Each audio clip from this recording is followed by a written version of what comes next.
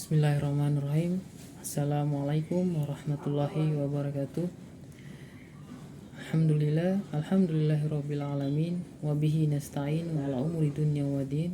Wassalatu wassalamu ala asyrafil anbiya'i wal mursalin wa ala alihi washabihi ajmain, amma ba'd.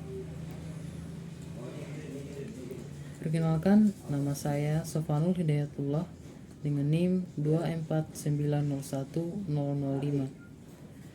Jurusan Analis Kesehatan, Fakultas Kesehatan Masyarakat, Universitas Indonesia Timur. Pada kesempatan kali ini saya akan menjelaskan tentang keberagaman atau kerukunan umat beragama. Baik, kerukunan umat beragama adalah keadaan hubungan sesama umat beragama yang dilandasi toleransi, saling pengertian, saling menghormati, menghargai kesetaraan dalam pengamalan ajaran agamanya, dan kerjasama dalam kehidupan bermasyarakat, berbangsa, dan bernegara. Di dalam Negara Kesatuan Republik Indonesia berdasarkan Pancasila dan Undang-Undang Dasar Negara Republik Indonesia tahun 1945. Pemeliharaan kerukunan umat beragama adalah upaya bersama umat beragama dan pemerintah di bidang pelayanan, pengaturan, dan pemberdayaan umat beragama. Kerukunan umat beragama di mana suatu kondisi ketika semua golongan agama bisa hidup bersama-sama secara damai tanpa mengurangi hak dan kebebasan masing-masing untuk menganut dan melaksanakan kewajiban agamanya. Istilah ini merujuk pada keadaan di mana berbagai kelompok agama dapat hidup berdampingan dengan harmonis. Kerukunan ini sangat penting dalam masyarakat multikultural dan multireligius seperti Indonesia. Toleransi menjadi landasan utama dalam kerukunan ini, berarti bahwa setiap individu atau kelompok harus saling menghormati perbedaan keyakinan dan praktik keagamaan masing-masing. Kerukunan tidak hanya tentang toleransi, tetapi juga tentang saling memahami dan menghargai. Ini mencakup pengakuan terhadap hak orang lain untuk menjalankan ajaran agama mereka tanpa merasa tertekan atau dihakimi. Setiap individu berhak untuk menjalankan ajaran agamanya dengan setara tanpa diskriminasi.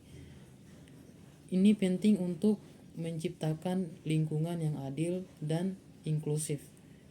Kerukunan juga mencakup kolaborasi antara berbagai kelompok dalam aspek kehidupan seperti sosial, ekonomi, dan politik. Kerjasama ini dapat memperkuat persatuan dan kesatuan bangsa. Kerukunan umat beragama di Indonesia harus berlandaskan pada nilai-nilai Pancasila dan Undang-Undang Dasar Negara Republik Indonesia. Pancasila sebagai dasar negara mengandung prinsip-prinsip yang mendukung kerukunan seperti keadilan sosial dan persatuan.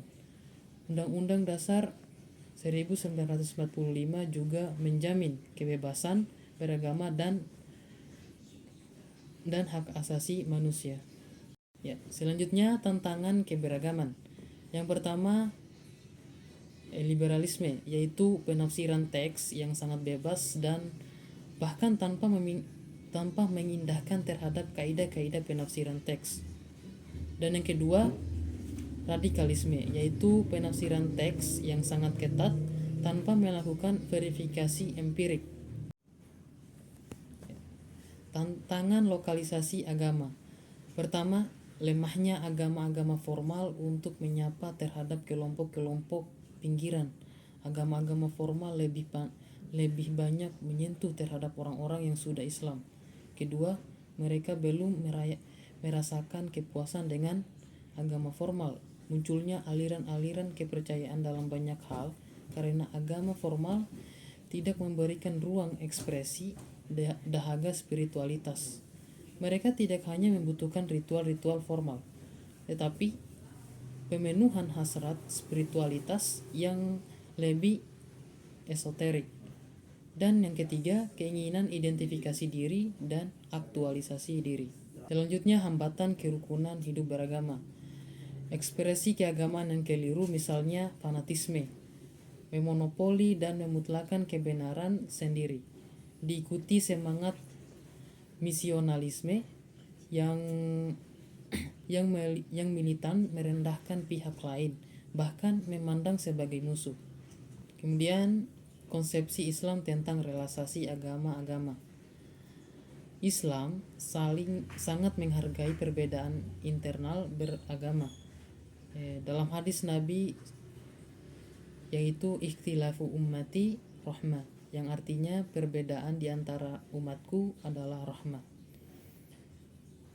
Kemudian Islam sangat menghargai perbedaan antar umat beragama.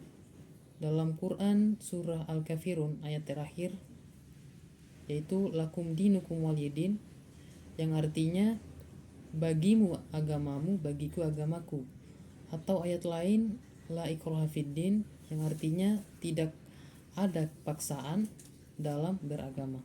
Selanjutnya rahmatan lil alamin. Dalam surah Quran Al-Anbiya yang yaitu wa ma arsalnaka illa rahmatan lil alamin, yang artinya dan tiadalah kami utus engkau ya Muhammad melainkan sebagai rahmat bagi seluruh alam. Syekh An-Nawawi Al-Jami dalam tafsir Marah Labid, Islam sebagai rahmat bagi seluruh alam melainkan dalam rangka rahmat kami bagi seluruh alam, dalam agama maupun dunia, sebab manusia dalam kesesatan dan kebingungan. Rahmat Allah Subhanahu wa taala ini bukanlah berkaitan dengan pribadi Nabi Muhammad SAW sebagai manusia, tetapi sebagai Rasul yang diutus untuk membawa syariat yang memang paling unggul dibandingkan aturan-aturan atau agama yang ada di dunia. Pengertian rahmatan lil alamin itu terwujud dalam realitas kehidupan tatkala Nabi Muhammad SAW mengimplementasikan seluruh risalah Islam. Selanjutnya, upaya menumbuhkan kerukunan hidup beragama. Yang pertama, passing over, yaitu mempelajari agama lain untuk kembali ke agamanya dengan keyakinan yang makin mantap. Dan yang kedua, perbandingan agama, dengan melihat keparalelan dalam setiap agama untuk mempertebal toleransi. Dan yang ketiga, dialog antar umat beragama. Ini bertujuan untuk menumbuhkan pemahaman, komunikasi untuk menjembatani jurang ketidaktahuan dan kesalahpahaman. Itulah materi yang saya jelaskan tentang kerukunan umat beragama. Apabila ada kekurangan atau kesalahan dengan kata-kata yang saya sampaikan, mohon dimaafkan. Saya Sofan Hidayatullah mohon undur diri. Wabillahi taufiq wal hidayah. Wassalamualaikum warahmatullahi wabarakatuh.